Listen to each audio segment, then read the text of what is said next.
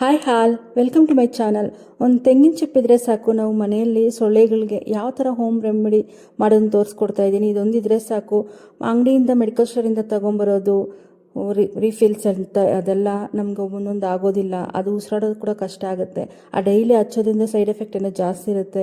ಈ ಥರ ಮನೆಯಲ್ಲಿರೋ ಪದಾರ್ಥಗಳಿಂದ ಒಂದು ಸತಿ ಟ್ರೈ ಮಾಡಿ. ಸಾಯಂಕಾಲ ಹಾಕೋದ್ರಿಂದ ಒಂದು ಸೊಳ್ಳೆ ಕೂಡ ನಮ್ಗೆ ಬರೋದಿಲ್ಲ. ಈ ಥರ ತೆಂಗಿನ ಚಿಪ್ಪು ನಾವು ತೆಂಗಿನಕಾಯಿ ಹೊಡೆದಾಗ ಎಲ್ಲ ಯೂಸ್ ಮಾಡ್ತಾ ಇರ್ತೀವಲ್ಲ, ಅದನ್ನ ಕೆಳಗಡೆ ಇರೋ ನಾರೆಲ್ಲ ತೆಗೆದುಬಿಟ್ಟು ಅದ್ರ ಮೇಲೆ ಇಟ್ಟು ಈ ಥರ ಸಾಂಬ್ರಾಣಿ ಹಾಕಿರ್ತೀವಲ್ಲ, ಆ ಥರ ಸೌಟನ್ನು ತೊಗೊಂಡು, ಇಲ್ಲಾಂದರೆ ಮಾಮೂಲಿ ನಿಮ್ಮ ಆ ಥರದ್ದೇನು ಇಲ್ಲ ಅಂದರೆ ಕೂಡ ಮಾಮೂಲಿ ಸೌಟ್ ಬರುತ್ತಲ್ಲ ಸ್ವಲ್ಪ ಮಂದಕ್ಕಿರೋದು, ಆ ಥರ ತೊಗೊಂಬಿಟ್ಟು ಈ ಥರ ತೆಂಗಿನ ಇಟ್ಬಿಟ್ಟು ಅದರ ನಾರೆಲ್ಲ ಇರುತ್ತಲ್ಲ ಅದ್ರ ಮೇಲೆ ಹಾಕ್ಬಿಟ್ಟು ಕೆಳಗಡೆ ಒಂದು ಸ್ವಲ್ಪ ಕರ್ಪೂರ ಅನ್ನೋದು ಹಾಕಿ, ಕರ್ಪೂರ ಏನಕ್ಕೆ ಹಾಕ್ತಾ ಇದ್ದೀವಿ ಅಂದರೆ ಅದನ್ನ ಹಚ್ಕೊಳ್ಳೋದು ನಾವು ಹಚ್ತೀವಲ್ಲ ಬೇಗ ಉರಿಯೋದಕ್ಕೆ, ಕರ್ಪೂರ ಹಚ್ಬಿಟ್ಟು ಅದ್ರ ಮೇಲೆ ಇನ್ನೊಂದು ತೆಂಗಿನ ಚಿಪ್ಪನ್ನು ತೊಗೊಂಡು ಚಿಕ್ಕದಾಗಿ ಪೀಸುಗಳ ಥರ ಮಾಡಿಕೊಂಡು ಅದ್ರ ಮೇಲೆ ಹಾಕ್ಕೋಬೇಕು. ನಾವು ಕೆಂಡ ಯಾವ ಥರ ಹುರ್ಕೋತೀವೋ ಅದೇ ಥರನ ನಮ್ಗೆ ಕೆಂಡ ಬೇಕಾಗಿರುತ್ತೆ. ಬಟ್ ನಾವು ಒಬ್ಬೊಬ್ರು ಹೇಳ್ಬೋದು ಸೌದೆಯಲ್ಲೇ ಮಾಡ್ಕೋಬೋದಲ್ಲ ಆ ಕೆಂಡಲ್ಲಿ ಏನ್ಬಿಟ್ಟು ಅಂತ. ಬಟ್ ತೆಂಗಿನ ಚಿಪ್ಪಲ್ಲಿ ಮಾಡಿ ನಮಗೆ ನೆಗೆಟಿವ್ ಎನರ್ಜಿ ಕೂಡ ಇದ್ದರೆ ಕೂಡ ಮನೆಯಲ್ಲಿ ಕೂಡ ಅದು ಕ್ಲಿಯರ್ ಆಗುತ್ತೆ.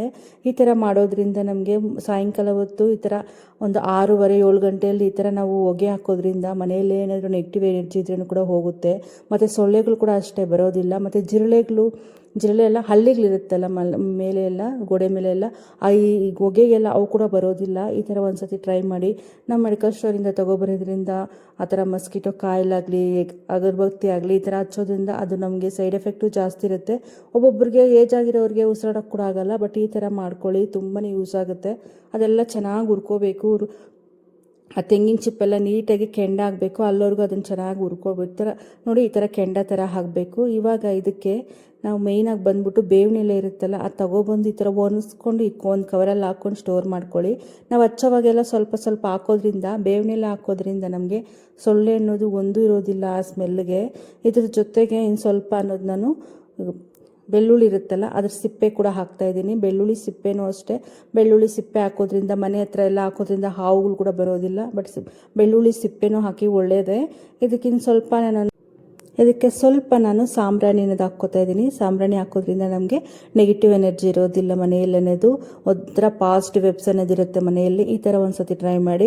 ಒಂದು 1/4 ಟೇಬಲ್ ಸ್ಪೂನ್ ಆಗುವಷ್ಟು ಅರಿಶಿನ ಕೂಡ ಹಾಕ್ಕೋತಾ ಇದ್ದೀನಿ.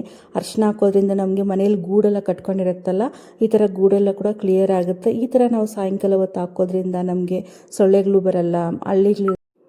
ಗೋಡೆ ಮೇಲೆಲ್ಲ ಹಲ್ಲಿಯೆಲ್ಲ ಇರುತ್ತಲ್ಲ ಅದು ಕೂಡ ಬರಲ್ಲ. ಮತ್ತು ಗೂಡೆಲ್ಲ ಕೂಡ ಹೊಟ್ಟೋಗುತ್ತೆ. ಈ ಥರ ಮಾಡೋದ್ರಿಂದ ಯಾವುದೇ ಥರ ಸೈಡ್ ಎಫೆಕ್ಟ್ ಇರೋದಿಲ್ಲ. ಈ ಥರ ಸ್ಕ್ರೀನ್ ಹಾಕಿರ್ತೀವಲ್ಲ, ಸ್ಕ್ರೀನಿಗಳ ಹತ್ರ, ಬಾಗ್ಲ ಹತ್ರ, ಮತ್ತು ರೂಮ್ ಹತ್ರ, ಡೈನಿಂಗ್ ಟೇಬಲ್ ಹತ್ರ, ಈ ಕಾಟು ಸೋಫಾ ಹತ್ರ ಎಲ್ಲ ಸ್ವಲ್ಪ ಸ್ವಲ್ಪ ಈ ಥರ ನಾವು ಹೊಗೆ ಹಾಕೋದ್ರಿಂದ ನಮ್ಗೆ ಆ ಥರ ಸೊಳ್ಳೆಗಳು ಎಲ್ಲ ಕಡಿಮೆ ಆಗುತ್ತೆ. ಮನೇಲಿ ಕೂಡ ಬರೋದಿಲ್ಲ. ಈ ಥರ ಒಂದು ಸತಿ ಟ್ರೈ ಮಾಡಿ. ಮನೆಯಲ್ಲಿರೋ ಪದಾರ್ಥಗಳಿಂದ ಈ ಥರ ಮಾಡೋದ್ರಿಂದ ನಮ್ಗೆ ಯಾವುದೇ ಥರ ಸೈಡ್ ಎಫೆಕ್ಟು ಇರೋದಿಲ್ಲ. ಮನಿ ಕೂಡ ಸೇವ್ ಆಗುತ್ತೆ. ಐ ಹೋಪ್ ನಿಮಗೆ ಈ ವಿಡಿಯೋ ಇಷ್ಟ ಆಗುತ್ತೆ ಅಂದ್ಕೊಂಡಿದ್ದೀನಿ. ಇಷ್ಟ ಇದೆ ನನ್ನ ಚಾನಲ್ ಯಾರಾದರೂ ಫಸ್ಟ್ ಟೈಮ್ ಚಾನಲ್ ನೋಡ್ತಿದ್ದೆ, ಪ್ಲೀಸ್ ಸಬ್ಸ್ಕ್ರೈಬ್ ಮಾಡ್ಕೊಳ್ಳಿ. Thank you for watching.